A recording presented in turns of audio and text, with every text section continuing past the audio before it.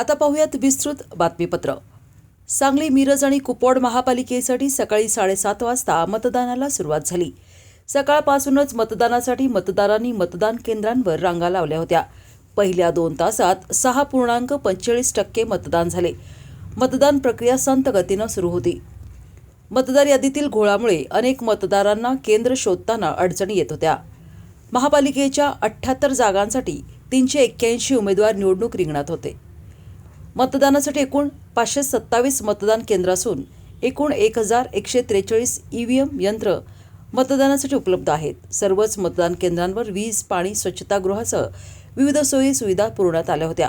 महापालिकेची निवडणूक तिरंगी चौरंगी होत आहे।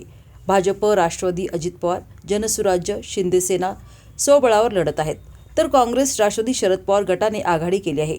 सर्वच पक्षांना बंडखोरीचे ग्रहण लागल्याने निवडणूक चुरशीची बनली आहे। मतदान दिवसभर संत गतीनं सुरू होते, मात्र सायंकाळी गती वाढली। 3:30 वाजेपर्यंत 42% मतदान झाले होते। मतदानाची निर्धारित वेळ संपल्यानंतरही काही मतदानाची प्रक्रिया पुढे सुरू राहिली। यावेळी गतवेळेपेक्षा कमी मतदान नोंदवले जाण्याची शक्यता आहे।